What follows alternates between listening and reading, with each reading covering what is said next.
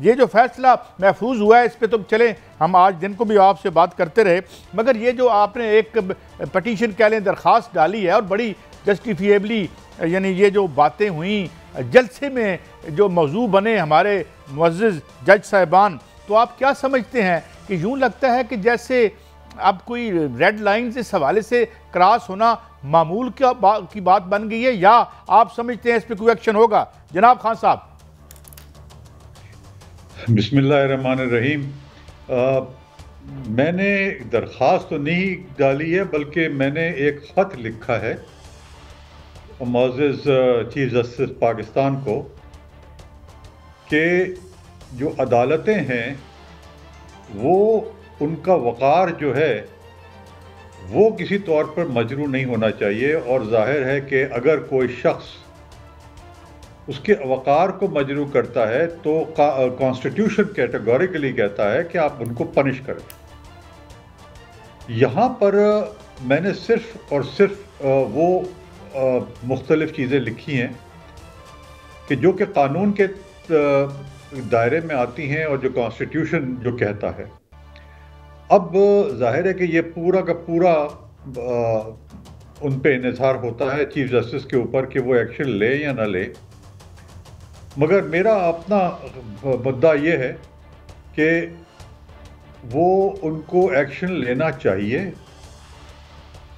اور کم سے کم اس بات پہ تو ضرور کرنا چاہیے کہ کورٹس اور ججز کے بارے میں کوئی بات نہ کہی جائے۔ آپ کو یاد ہوگا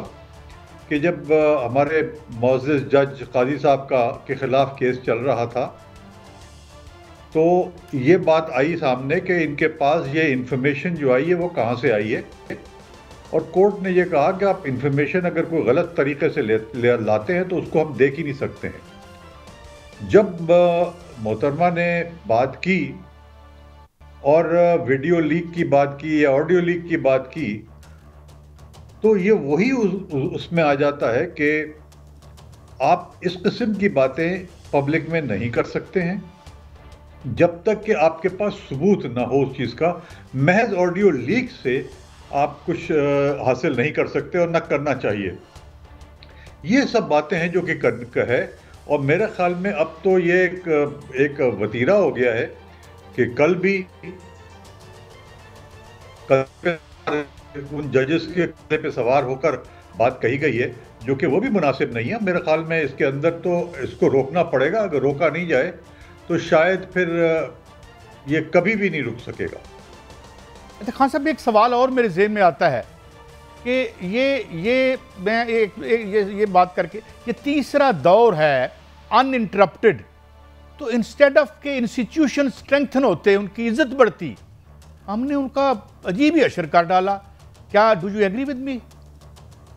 جی بالکل صحیح کہہ رہے ہیں آپ، اور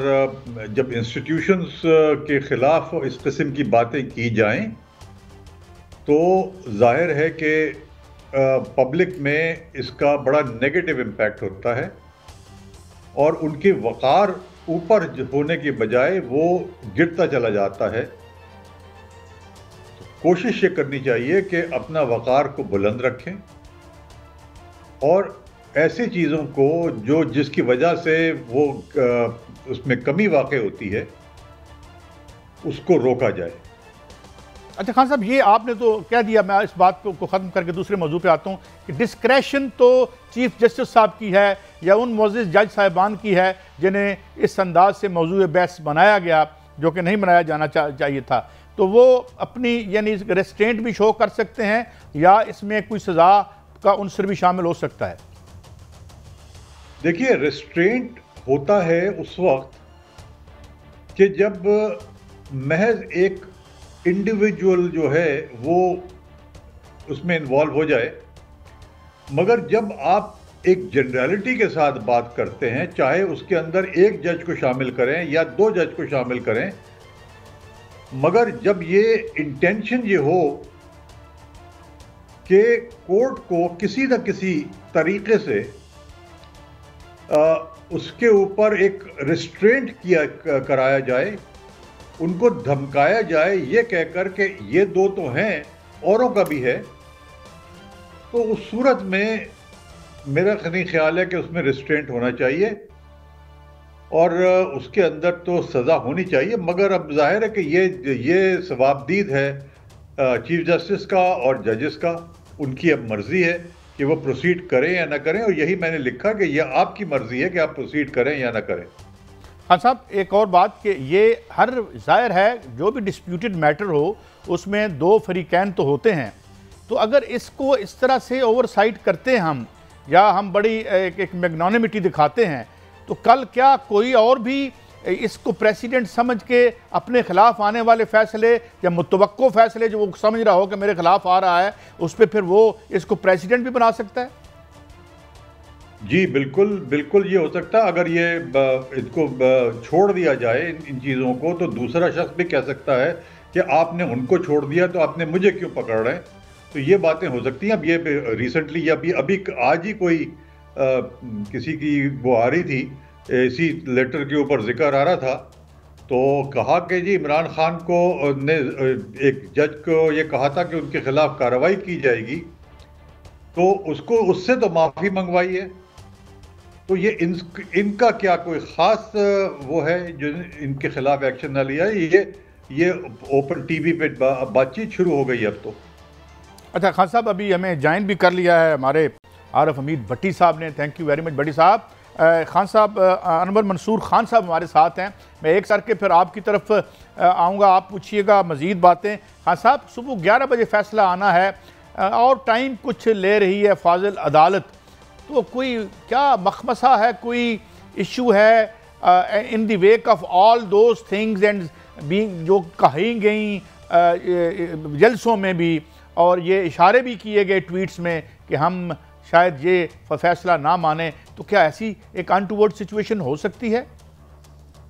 دیکھیے فیصلہ لکھنے میں اس لیے کہ اس کے اندر بہت سارے ifs and buts بہت زیادہ ہیں اس کیس کے اندر، جو کہ یوزولی اور کیسز میں نہیں ہوتے ہیں۔ اس کے اندر یہ طے کرنا ہے کہ کس نے، یہ تو طے تقریباً ہو گیا ہے کہ 90 دن کے اندر الیکشن کرانے ہیں،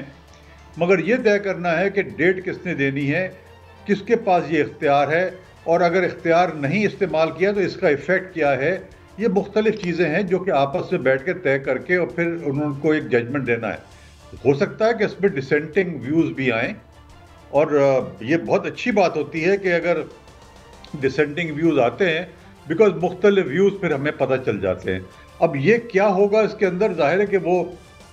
آپس میں ڈیبیٹ کریں گے، ڈیبیٹ کرنے کے بعد پھر وہ ایک نتیجے پہنچیں گے، اس کے لیے ٹائم چاہیے۔ میرا نہیں خیال ہے کوئی اتنا بڑا ایشو ہے، مگر ہاں یہ ایشو ضرور ہے جو کہ کورٹ میں کہا بھی گیا ہے، اور وہ ایشو یہ ہے کہ اگر ڈیٹ اناؤنس ہو جاتی ہے 90 دن میں، 80 دن کے بعد وہ یہ کہتے ہیں جی ٹیررزم میں سڈنلی ہو گیا اور یہ ہم پوسٹپون کر رہے ہیں، تو پھر کورٹ کہتی ہے پھر ہمارے پاس دوبارہ آپ آ جائیے، ہم کنسیڈر کریں گے کہ یہ چیز صحیح ہے یا نہیں ہے، اور 254 کے تحت، آرٹیکل 254 کے تحت یہ کر سکتے ہیں۔ ہم کنڈون تو کر سکتے ہیں مگر پرمیشن نہیں دے سکتے، یہ پرنسپل لے ڈاؤن کر رہے ہیں یہ۔